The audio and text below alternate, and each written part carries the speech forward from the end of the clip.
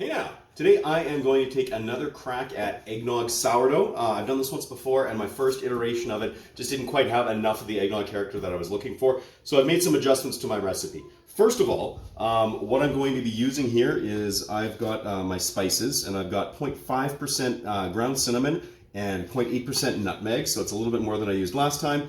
I'm going to use some brown sugar this time for a little bit of sweetness, so that's going to be 10% just golden brown sugar, and then I'm going to increase the vanilla that I added. It's going to be 3% vanilla extract.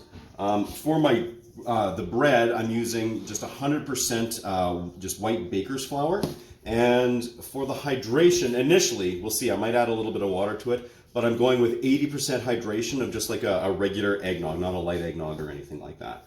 I'm going to wind up adding these spices and the brown sugar and the vanilla right off the bat so everything gets mixed in here.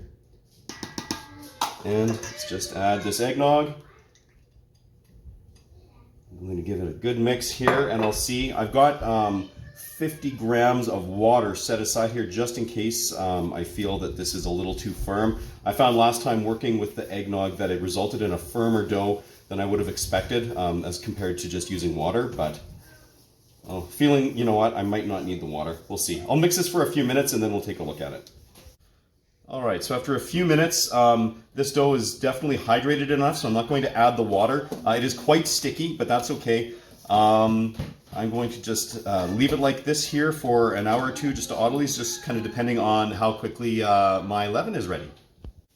Well, after a couple of hours, my bread here has had a nice little autolyse, and my leaven is certainly ready. If you want, you can check my video on how I like to make my leaven. For this particular bread, I'm going to be throwing in, it's a 500-gram loaf, and I'm throwing in 125 grams of leaven. And yep, there we are. So that's like 25% there. All right, I'm just going to moisten my hands with some filtered water, and I'm going to work this in.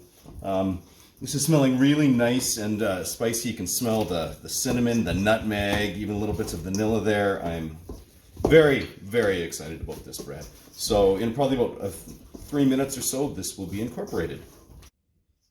Okay, so there we are after 3 minutes of mixing. I'm going to let this sit covered for half an hour, and then it's time to add the salt and the rum. All right, so after half an hour of this having the leaven in and it's slowly starting to do its thing, it is time to add the salt. So this is 1.8% fine sea salt. And now I've got here, this is going to work out to be 10% based on Baker's percentage of the, this is spiced rum that's going to go in here. Now I'm adding this now because I didn't want to put it in before, just because I know the alcohol is probably going to somewhat restrict the bacterial growth and action and all that.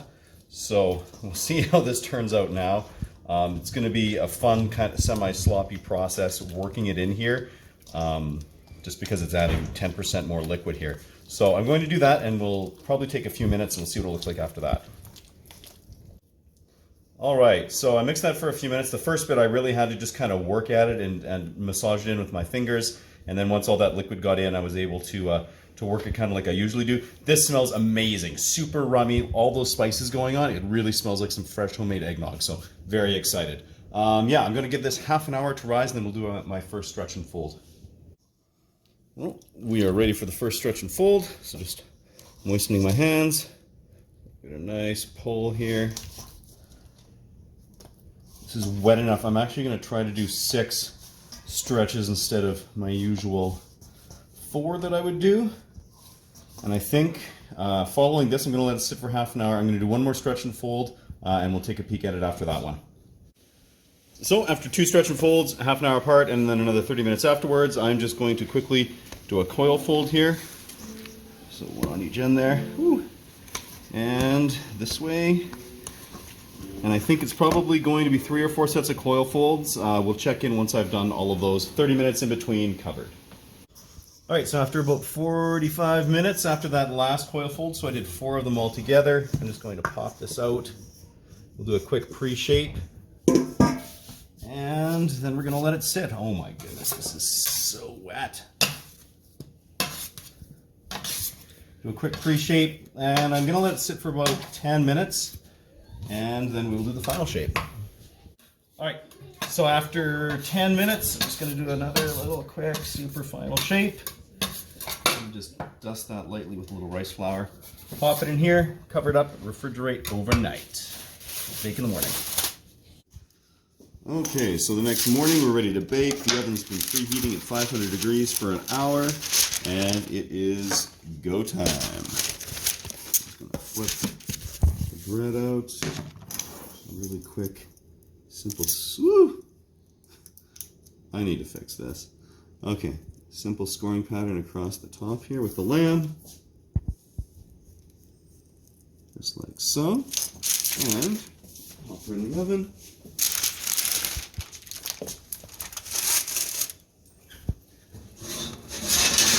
Cover it up. I'm going to reduce to 450 and give it 30 minutes. All right, after 30 minutes, I'm just going to pop off that lid, and then I'm going to take, oh, look at that, big beautiful bread. And we're going to pop this, hopefully carefully, onto the oven rack here, so that I can cook on that, and hopefully we will reduce potential scoring. And I'll give it 30 minutes at 440. All right, so I had changed my mind on this. I actually put it at 430, and I'm glad I did. And I'm pulling it here at 22 minutes, just based on how dark it's looking.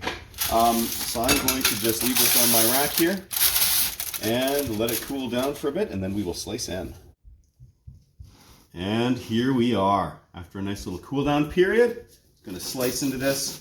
You need to smell my kitchen right now.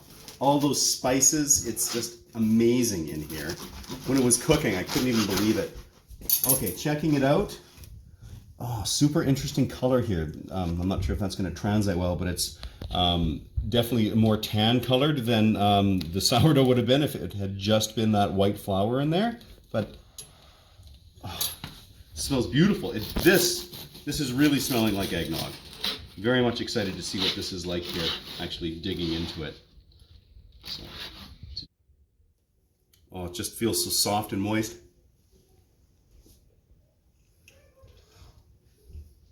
This is the eggnog I was after. You get the spiciness of the nutmeg and the cinnamon. Oh, the sweetness coming from the sugar or from the vanilla. You get just a hint of that rum character in there. This is beautiful. Aroma, smell, just lightly toasted with a little butter. It's going to be amazing. So yeah, highly recommend giving this a whirl, especially around the holidays or anytime you're missing out on that whole eggnog character in your life. Yeah, so until next time, keep her at 11.